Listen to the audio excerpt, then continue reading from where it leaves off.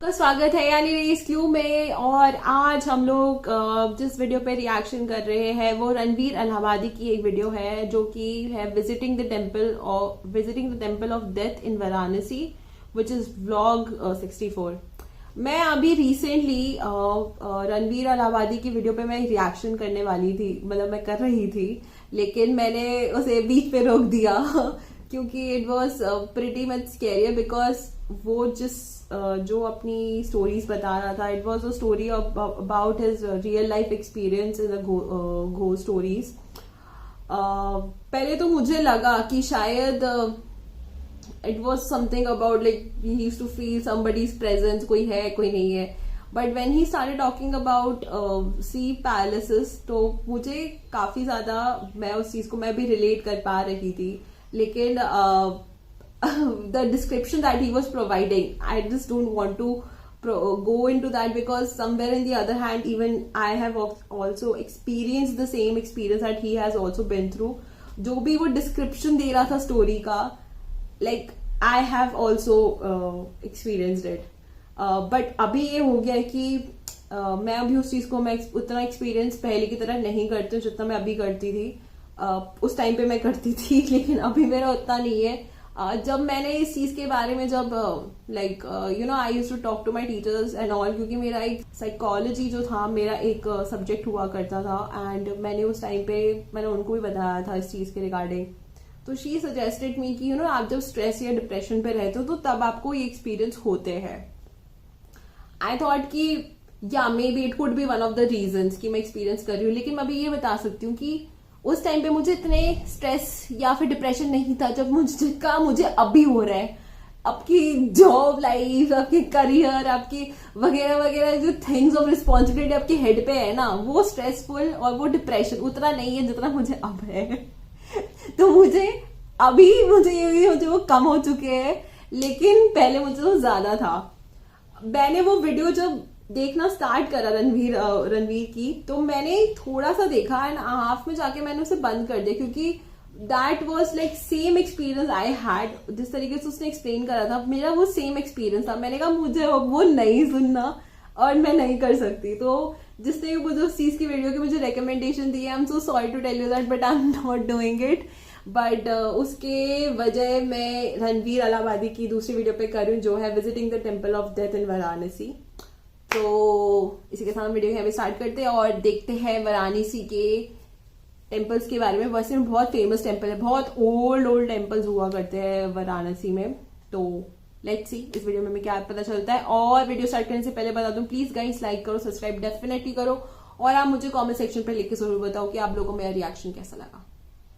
तो वीडियो को स्टार्ट करते हैं एक बार।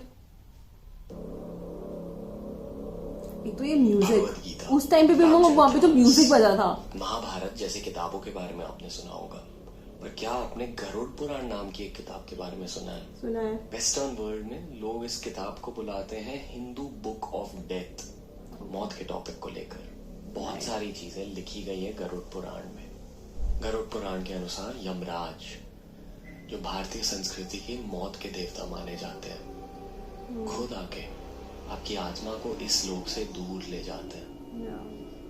हमारे लोक का नाम है भूलोक, और अगर किसी का जन्म भूलोक में हुआ होता है तो उनके जिंदगी का एक ही कर्तव्य है, जीवन का सच सीखना।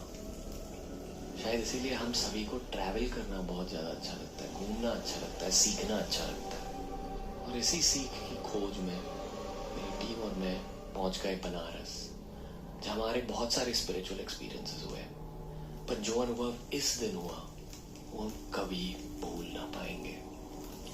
हमारे इस बनारस के ट्रिप पे हमें एक डोम राजा के घर पे जाने का मौका मिला। इस घर में जाने से पहले मैंने कुछ भी नहीं एक्सपेक्ट किया, और जो चीजें हमने देखी वो दोनों स्पिरिचुअल थी और थोड़ी सी मिस्टीरियस। भारत अलग अलग संस्कृति का देश है, और इस एक्सपीरियंस के थ्रू मैंने डोम संस्कृति के बारे में ज्यादा जानने की कोशिश करी। तो मणिकर्णिका घाट में या किसी भी गंगा बेसिन में आप देखोगे तो हर गंगा बेसिन के राजा डोमों को कहा जाता है, जो डोम कम्युनिटी के लोग होते हैं। आप देखोगे कि उनके पूरे शरीर में जो है कि जलने की निशान होती है, क्योंकि वो चिताओं के बीच में अपना काम कर रहे होते हैं। हाई इंटेंसिटी काम होता है, बहुत ही ज्यादा मेंटल स्ट्रेंथ चाहिए होता है उस काम को करने के लिए जो ये लोग करते हैं। That is why they also consume alcohol वगैरह, बिकॉज उनको उस जोन में होना होता है। जो देवी जो होती हैं वो इनको प्रोटेक्ट करती हैं, इनको शक्ति देती हैं कि वो ये काम कर पाए जो कोई भी नहीं करता। Nobody handles the dead body, right? And they make sure that the dead body और gets इनके साथ भी moksha. सबसे ज्यादा हाई अमाउंट ऑफ डिस्क्रिमिनेशन बहुत powerful होता है होते हैं, डोम intense होते कैटेगरी के हैं, साथ भी। इसलिए होते हैं क्योंकि कहते हैं कि उनका संपर्क सीधा यमराज से होता है। तो ये मोक्ष के मार्ग में they are the last guards or guides who tell you that this is लोग इनके साथ कितना डिस्क्रिमिनेशन होता है। They are the last guides of the like from this world. घर चले गए, वहाँ डोम कम्युनिटी के कई लोग थे। वहाँ कोई भी कैमरे के सामने आने के लिए राजी नहीं था, पर उन्होंने वहाँ हमें शूट करने को अलाउ किया। उस घर में हमें कई सारी चीजों को देखने का मौका मिला, पर उस घर के एक कोने में था एक देवी माँ का मंदिर, जिसके सामने मैं मेडिटेशन करने बैठ गया। पर उस 5 मिनटों की मेडिटेशन में जो मैंने एक्सपीरियंस किया, मुझे डेफिनेटली देवी माँ की एनर्जी फील हो रही थी, पर उसके साथ साथ मैं उस एनर्जी को समझ नहीं पाया। जिंदगी में मैंने बहुत सारे मंदिर देखे हैं, बहुत सारे मंदिर से आशीर्वाद लिया, पर एक अलग तरह का ही आशीर्वाद मुझे डोम के मंदिर से मिला। उस देवी माँ के सामने मेरी खुद की गलतियों का सामना मुझे करना पड़ा, और दिमाग में खुद की गलतियां देखते देखते मेरे आंसू भी निकलने लगे, और मेरा दिमाग भी उस मंदिर के सामने कहीं खो गया। उस क्षण में मनीष भाई ने मुझे वहां से उठाया, और फिर हम डोम राजा के घर से निकल पड़े, सिर्फ यादों के साथ। उस रूम में जो भी चीजें हमने देखी, एक चिक बेबी थी जिसकी बलि दी गई। पंडित जी ने ये भी कहा कि आज सुबह ही एक बकरी की भी बलि दी गई। मुझे भी कुछ एक्सपीरियंस हुआ वहाँ। मैं थोड़ी देर के लिए पूजा करने बैठ गया, बहुत पावरफुल एनर्जी फील हो रही थी वहाँ। और जिस तरह से आज मुझे काल भैरव मंदिर में वेलकम फील हुई, यहाँ वेलकम फील नहीं हुआ मुझे। हाँ, बस यहाँ वही होता है कि आप नतमस्तक हो जाते हो, क्योंकि ये लास्ट फेज है। This is the phase of death, and after death की कहानी यहाँ से शुरू होती है।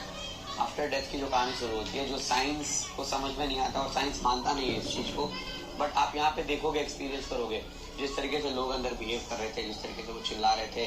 और ये प्रथा जो है सालों साल, 100 साल, 200, 500 साल से आ रही है। तो बहुत लोग आके यहाँ पे रिसर्च भी करके गए हैं ऑल। जब हमें आंसर नहीं मिलता तो हम उसको झुठला देते हैं, हम उसको मानते नहीं है, राइट। सो ये एक जो है कि मिस्टीरियस चीज है। आई थिंक अब हम जा रहे हैं मणिकर्णिका का घाट, हाँ, वो एक्सपीरियंस करने। एंड थोड़ा सा ओवरवेलमिंग हो सकता है, because Manikarnika has a very very intense energy. बहुत लोगों को मैंने टूटते हुए देखा है मणिकर्णिका में। और चलो देखते हैं, थोड़ा सा ओवरवेलमिंग होगा। अपने इमोशंस को फ्लो मत होने देना, कंट्रोल करके रखना, क्योंकि it's a process and everybody has to go through that process. Right, that is the one of the process. आपको कई गलियों से गुजरना पड़ता वहाँ है, पे आपको फेस करना ही है। गुजरते गुजरते मैंने एक फ्यूनरल प्रोसेशन देख ली, यानी कि लोग किसी मुर्दा शरीर को घाट की ओर लेके जा रहे थे। बनारस शहर मणिकर्णिका घाट राजा हरिश्चंद्र घाट के लिए जाना जाता है। ये घाट, ये गंगा माँ, दोनों मोक्ष के दरवाजे माने जाते हैं। यहाँ के लोग मौत को बहुत ही अलग नजरिए से देखते हैं। घाट तक पहुंचने की गलियों में भी लोग रहते हैं।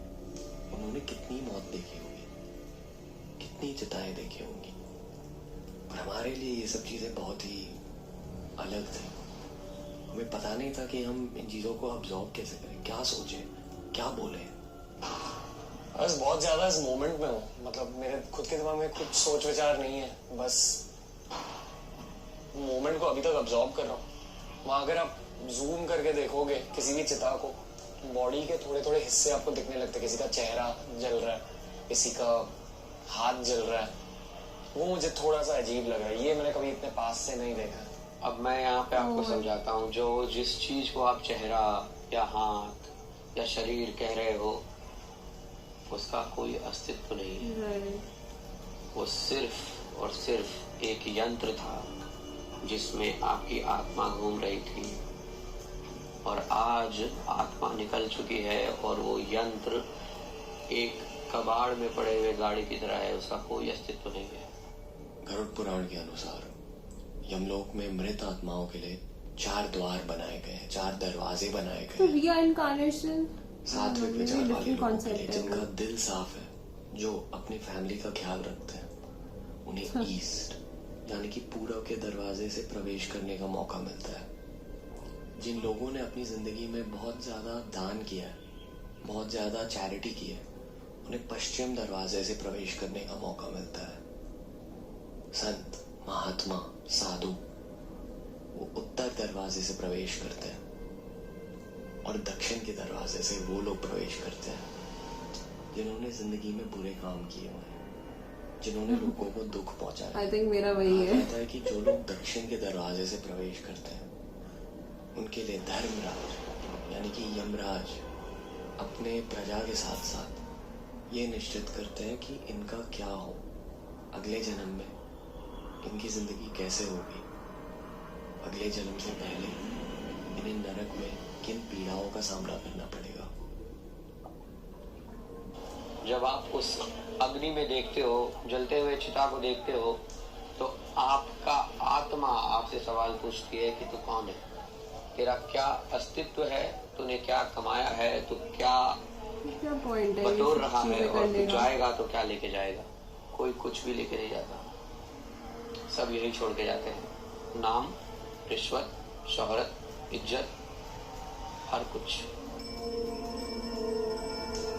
वैसे तो गरुड़ पुराण में मौत के बारे में बहुत कुछ लिखा है, पर मौत ऐसी एक चीज होती है जिसके बारे में आप सिर्फ तभी सीखोगे जब आपको खुद उस चीज का अनुभव होगा।